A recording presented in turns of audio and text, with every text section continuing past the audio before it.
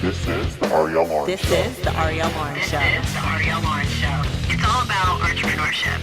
I mean, we have to be real about what the journey's really like. This is the Arielle Lauren This Show. is the Arielle Lauren Show. This is the Arielle Lauren Show. This is the show for the entrepreneur who is ready to make it. This is the Arielle Lauren This Show. is the Arielle Lauren Show. This is the Arielle Lauren Show.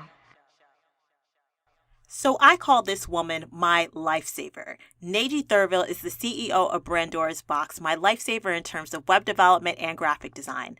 Everyone knows how challenging it can be to find that perfect web developer and designer that gets your brand, wants to help you sell your company, and offers great customer service through the process.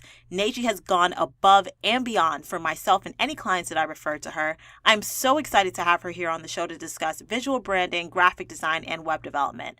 Also, I'm hoping she'll share some of her secrets to building one of the most popular, growing web development companies on the internet. Hey girl, welcome, and thank you for coming on the show.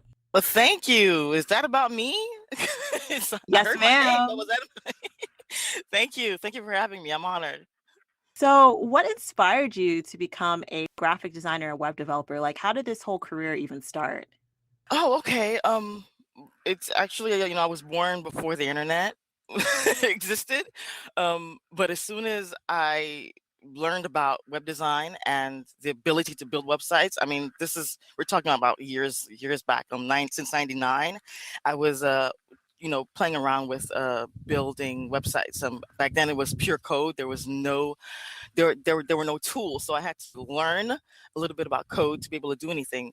But what interested me most about web design was the fact that you could literally put create something on this. I don't know what it is, like this system where everybody had access to it. So I became fascinated with it from the start. But I really wasn't really into the idea of becoming a web designer. That wasn't really my path. I went to school for fashion design actually. I had a fashion design degree, and I worked for a number of years in the world of fashion. But a few years back, I realized that I wasn't really. I spend my whole time daydreaming about my ideas and things that I wanted to do for myself. And the more I daydreamed, the more I spent time at work sketching out ideas and thinking about how we'd execute. I realized I really had to take the leap. And once I was able to take the leap after my firstborn was here, it was easy for me to stop working from there and then make that transition and say, you know what, from here, from where I am now, start it off. I went through a number of different businesses, but the one thing that always, the common ground for all of my businesses was that I like creating experiences.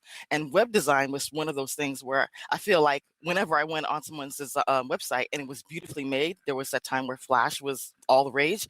I fell in love with that whole experience. Flash was like so awesome. And I thought, wow, you can do this with web design.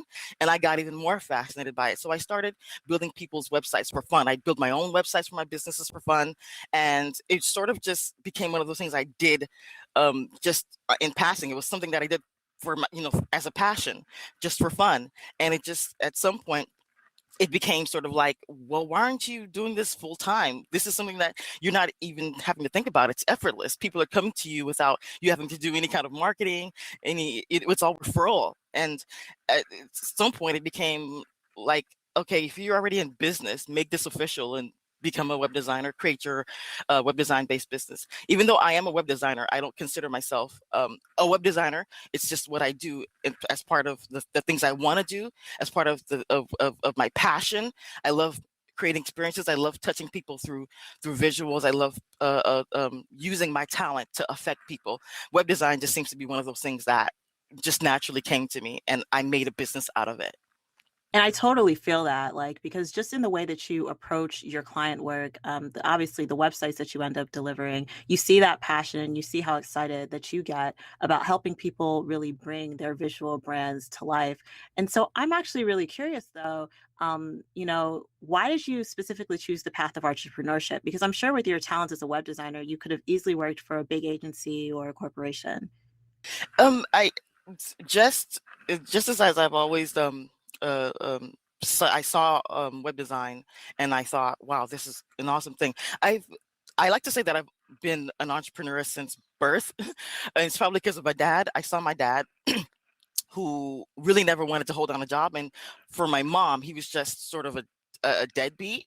But I saw how the money came in with him when he was being an entrepreneur. I saw how he struggled, how we struggled. He wasn't a very educated man, didn't have that much, much education to fall on. So the jobs weren't going to be paying him very well. So it was either, okay, go be a janitor or find a way to make money on his own.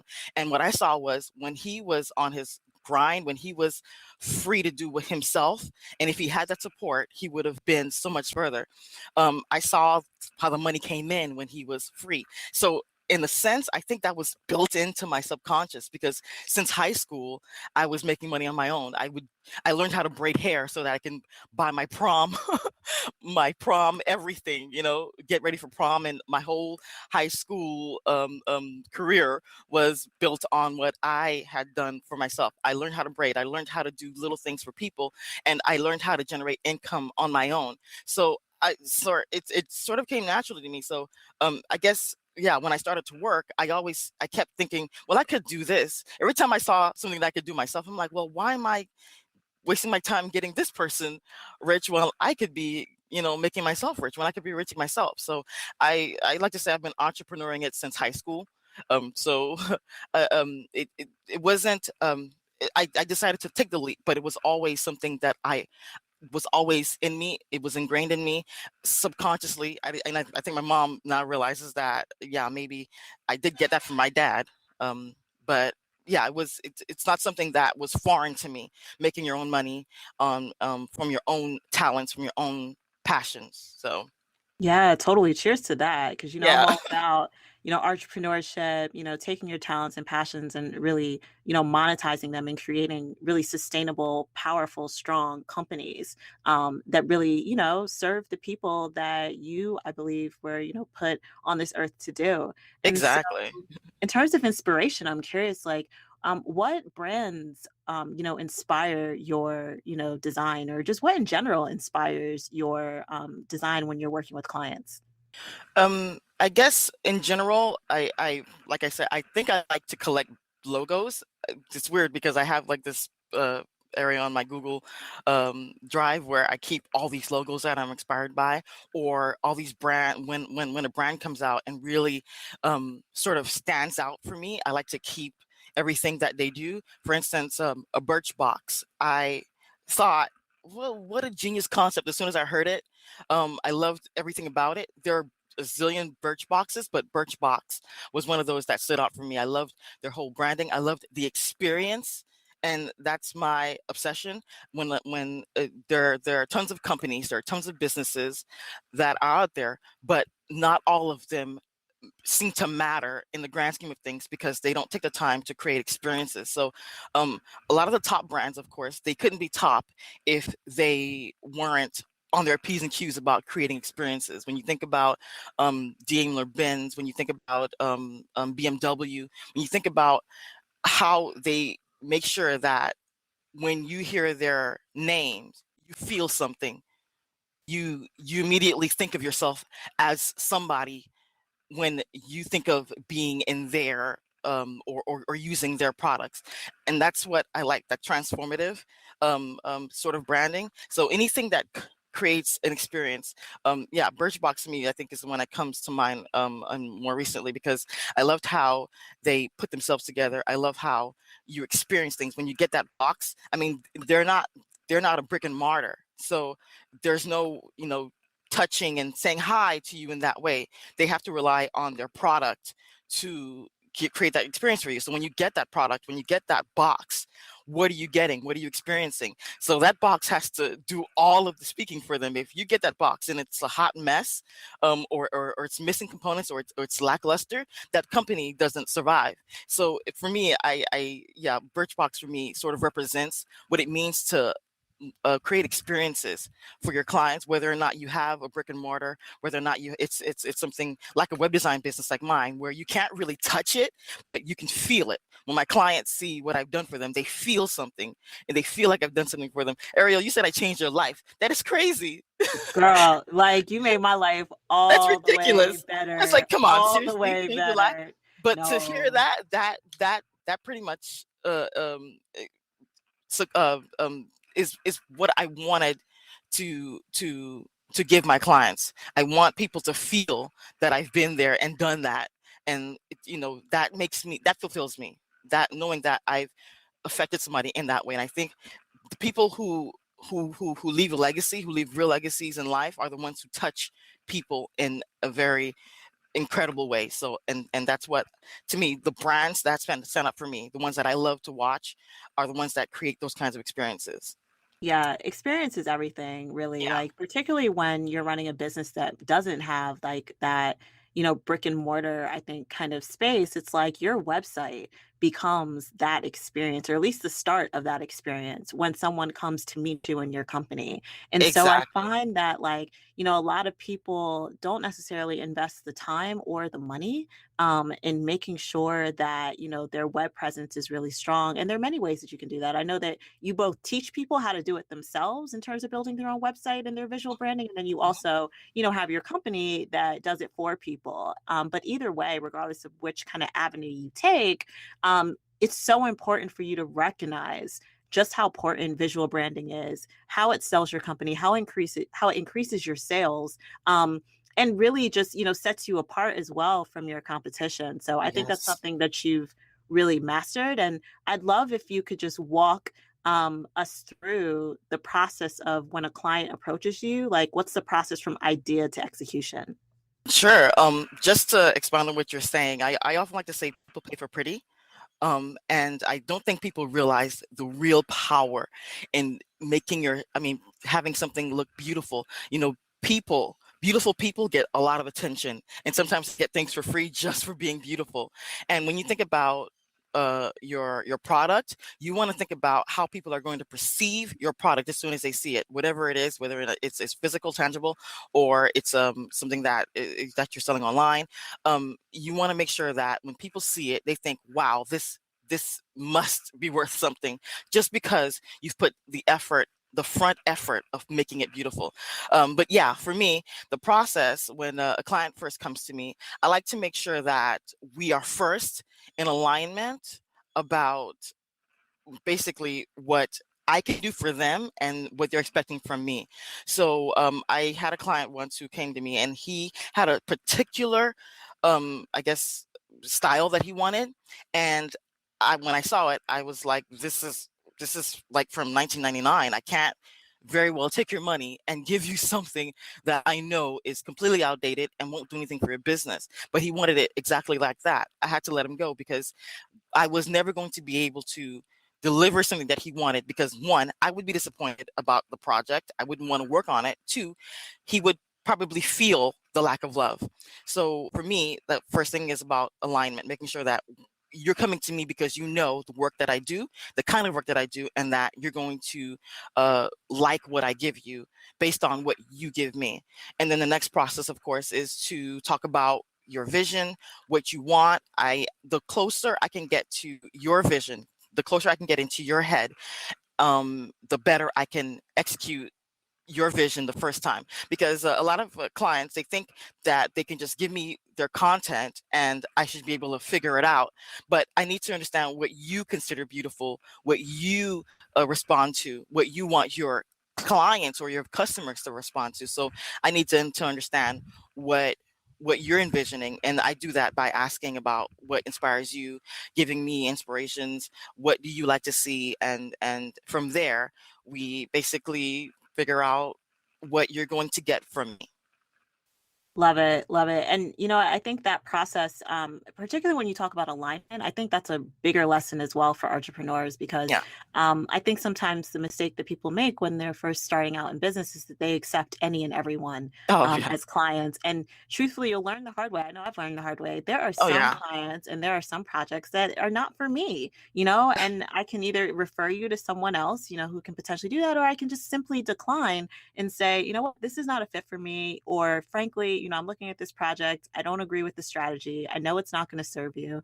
And so, I'd rather you kind of go to someone else and then, figure that out for yourself.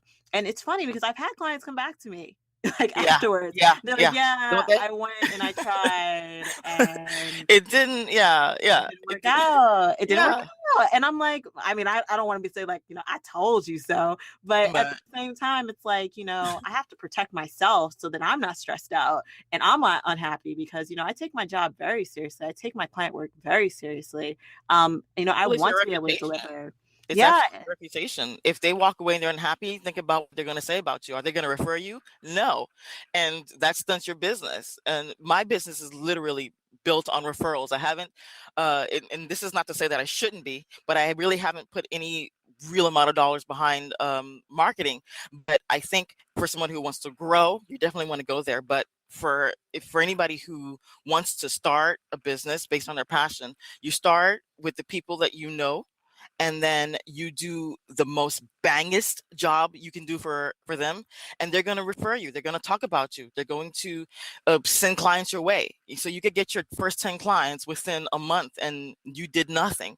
It's as long as you're putting your best foot, your best foot forward and making sure that you wow them, you're going to have a business that sells itself. Yes. Yeah. And so tell us some of the biggest mistakes that you see people kind of making with their websites right now. And then how do you like work with clients to make sure that they don't make those same mistakes? Well, I think for one, I don't think people realize that there is sort of a science or mathematical equation to beauty.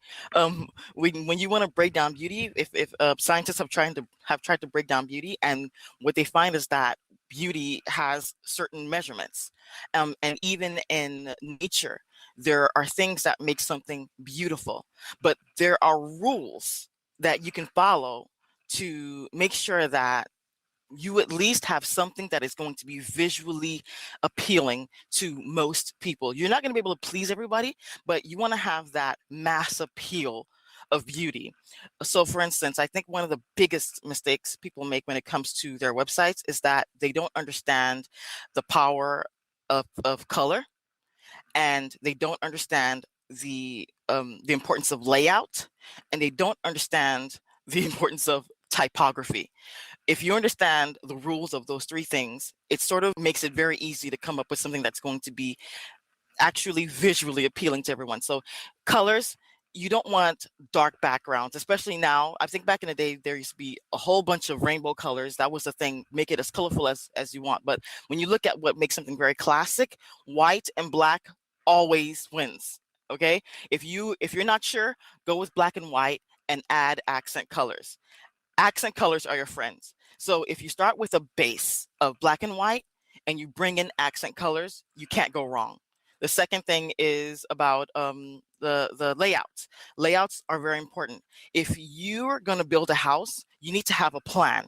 So if you want to know where your kitchen is, you want to know where your bathroom is, you want to know where your closets are going to be, building a website requires that same kind of planning. So you don't want to just go in there and start adding content anywhere. You want to build out a frame. So you can think about, okay, this content will probably fit in a nice long box. Maybe this content should be broken down into 3 columns. And you want to create this balanced visual skeleton of your website, so that when you start plucking in information, there's a place for it. If it doesn't fit, you create a new space for it. That way you don't get a mumbo jumbo of a bunch of different lines and disorganization that makes the site look unprofessional and unfinished. And finally, typography.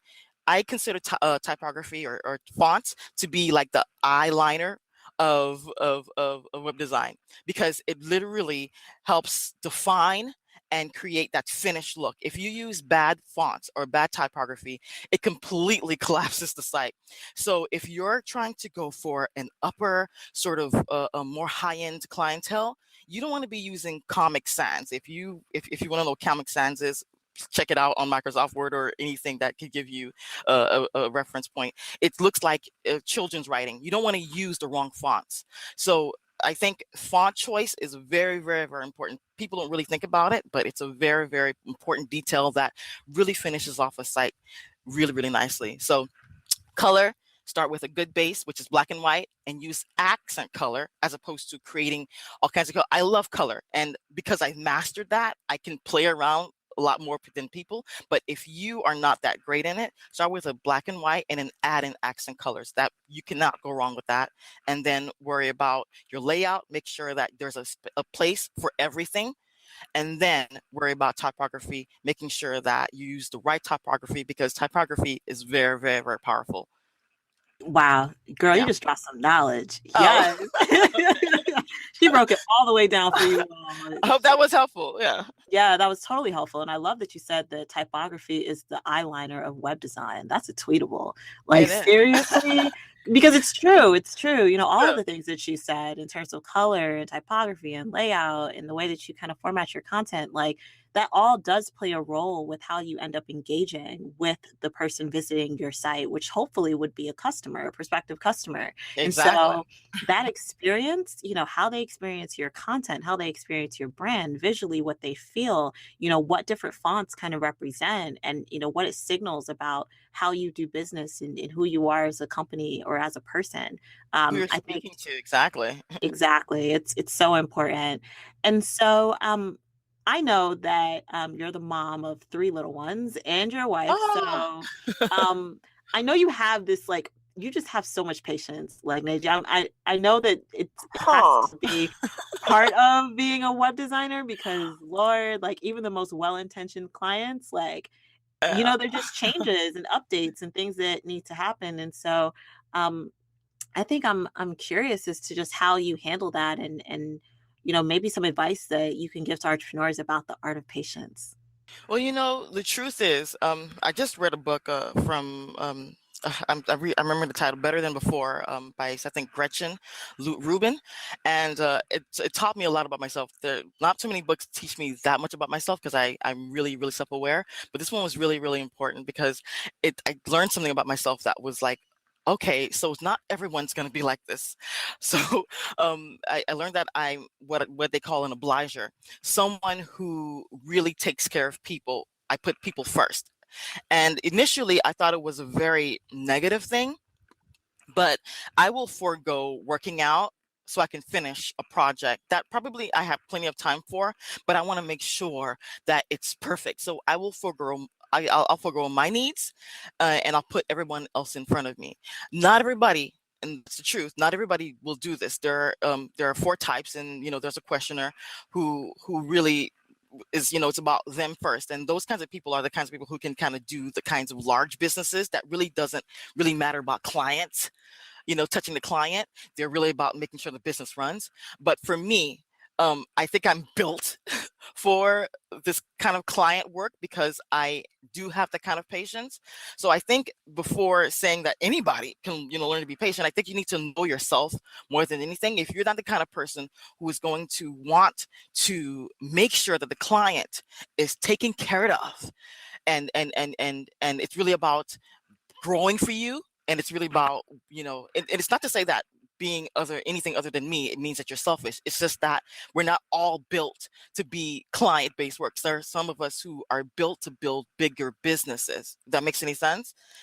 You have to sort of know who you are, because not everybody's going to have the patience to want to redo what you just did for a client, because they totally miscommunicated what they wanted. I am about making sure that the client is 100%, 110% happy, and that's just who I am.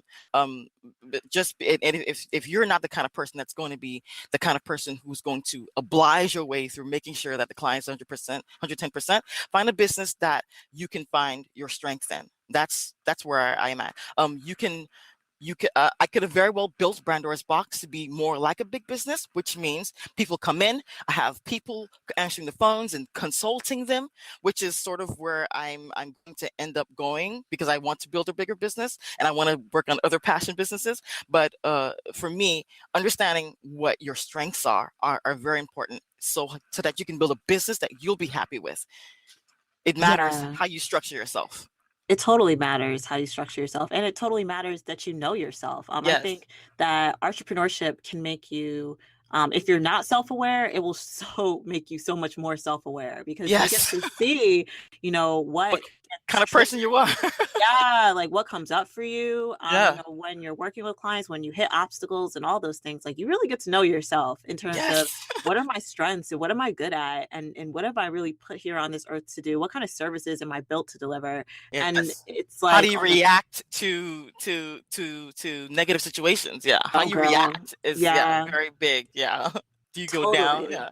Client says, yeah, I hate it, or you ruined everything. How do you react to that? I used to get really like clammed up, and I realized as long as I do what I know I did my best, nobody can bring me down. And that's what I always, if you bring to the table your best every time, when a client tries to say that you didn't do something to your best, it will not bring you down. I just recent a couple months a couple like weeks ago, I had a client come to me, and he asked for a website. He was not able to pay my rates, but he was so relentless and was like, I really really really want to work with you. And I thought, this is going so against my, what I've set up for myself. But he was so relentless and said, please, please just give me a payment plan. I'll pay you every month, and we could get this together.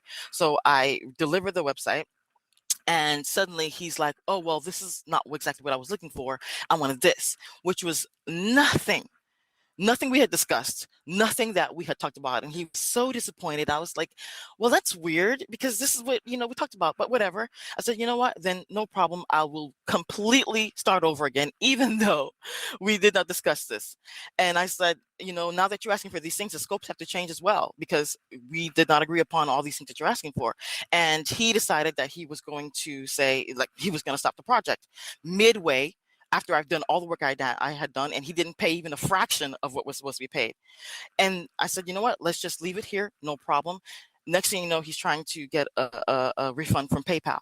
So I have to go through this whole process of trying to keep the money that I was not just owed, but that he hardly paid. And I sort of felt really, really bad about myself for a second, because I hate disappointing people. I hated disappointing clients. But when I was rewarded the money, it was like, okay, I did what I was supposed to do. There was no way that he could get me, because I did what I was supposed to do. If you come in knowing that you've done the best you can, even when things don't go right or your way, you'll always win. Oh Just make sure that you girl, do it. Yeah.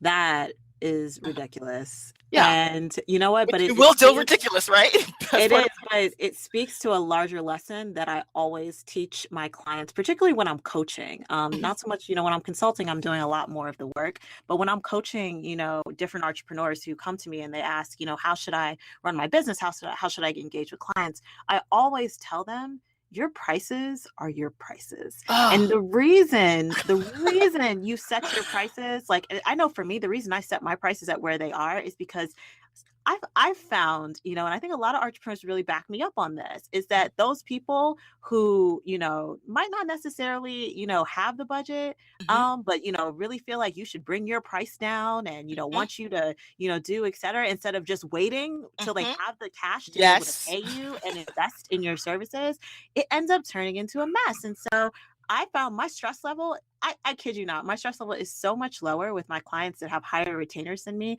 than with my clients who have lower retainers with me. And that's That's just just real. that's the science of it, right? That's just the way it works, right?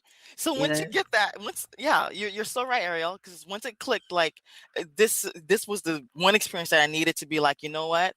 You can't afford it. Sorry, I don't do payment plans.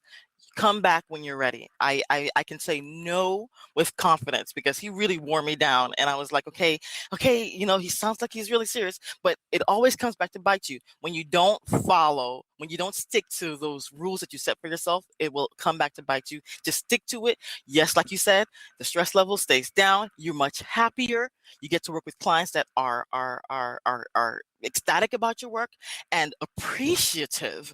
That's the biggest key. I love an appreciative client, because they know the work that you've put behind it, and they have no problems paying you on time. Okay, they pay you on time, and you are so much happier when you have that client that really comes in devaluing what you bring to the table. From the start to the finish is going to be a complete mess. Totally Yeah. agree. Yes. Yeah, and like that value is everything. And listen, they're companies right now that I'd love to work with that my budget is just not there yet. Yeah. And you know what? And you don't hear it like I don't go to those companies and say, "Hey, can you Could you?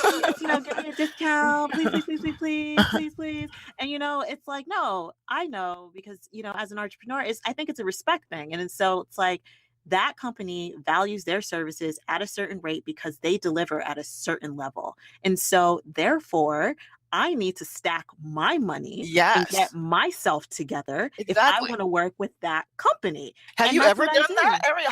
Have you ever gone to anybody and asked them, No, "Hey, can you?" I just don't. I think it's a character thing, and I think if you're listening to this and you've ever felt the need, like you want to work with someone, and you want to go work with them, and you call them, please be ready to pay what you think they're worth.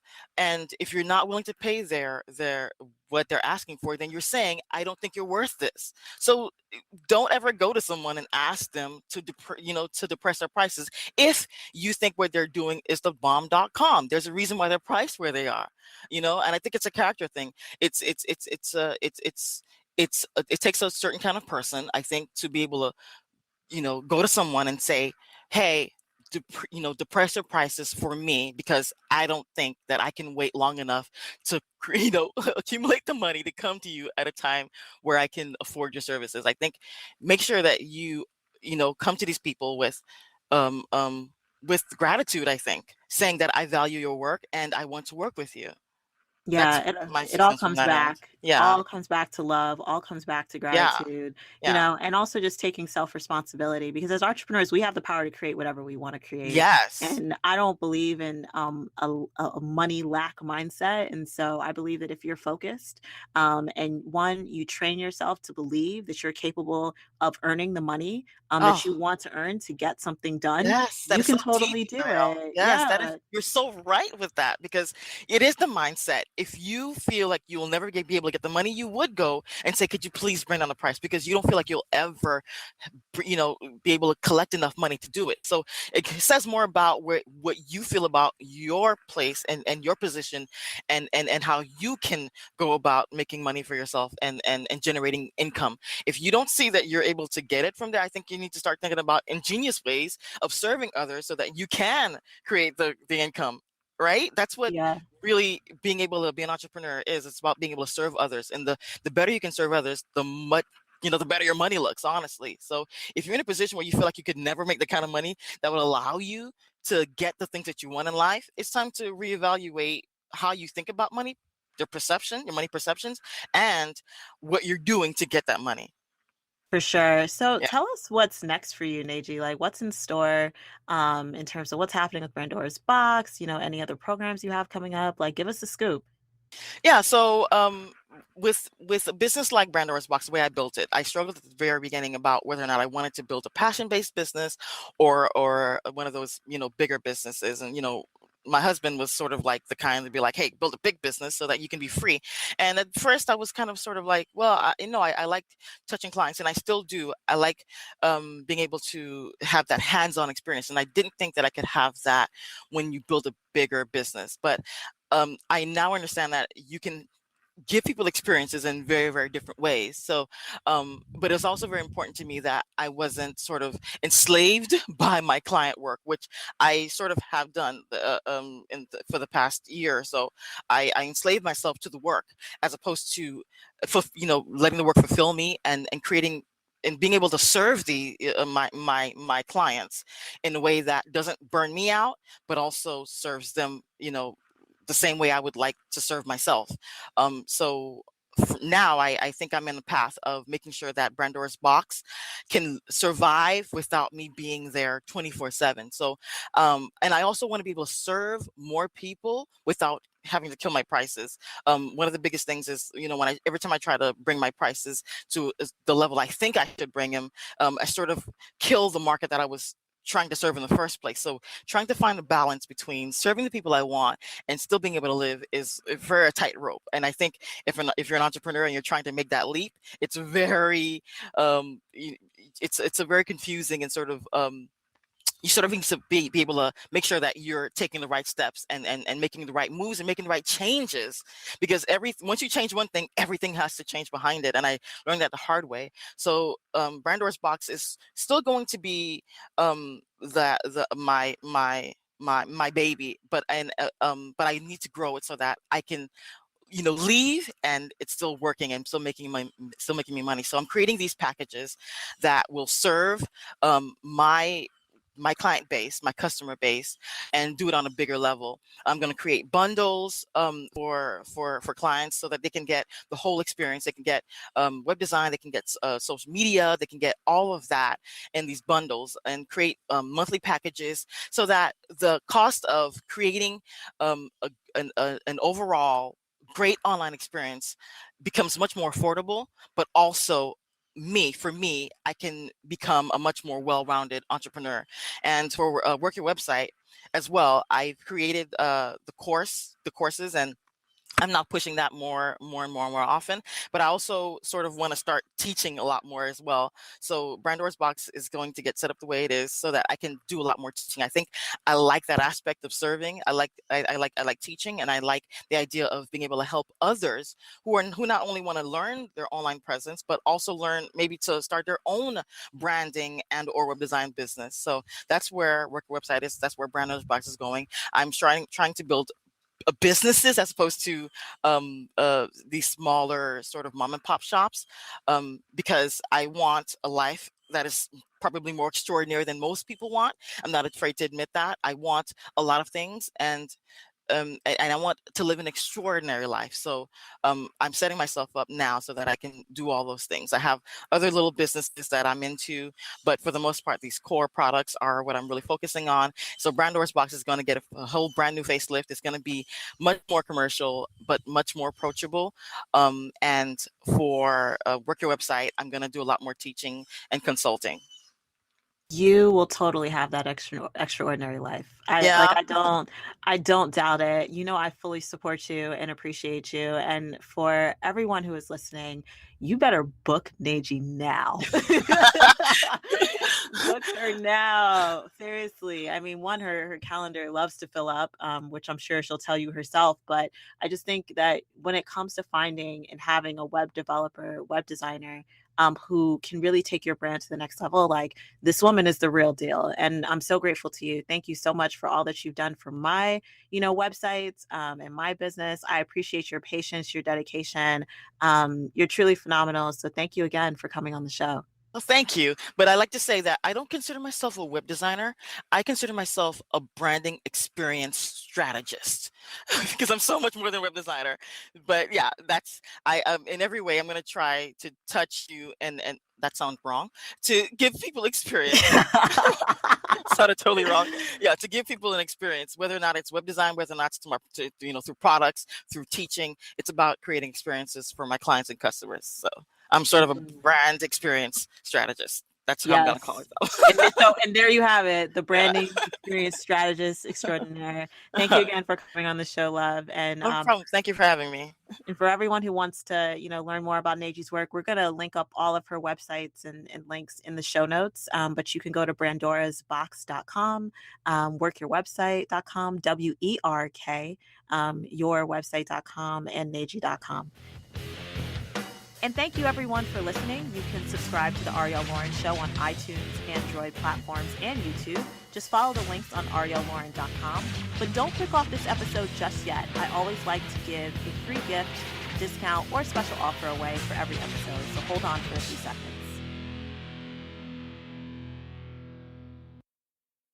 If you love this episode and want to talk to me about your business, schedule a date with me at ariellelauren.com/agency. Every day I work with entrepreneurs to bring in more money to their businesses and eliminate the stress of what's not working.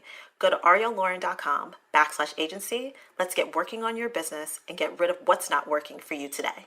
ariellelauren.com/agency.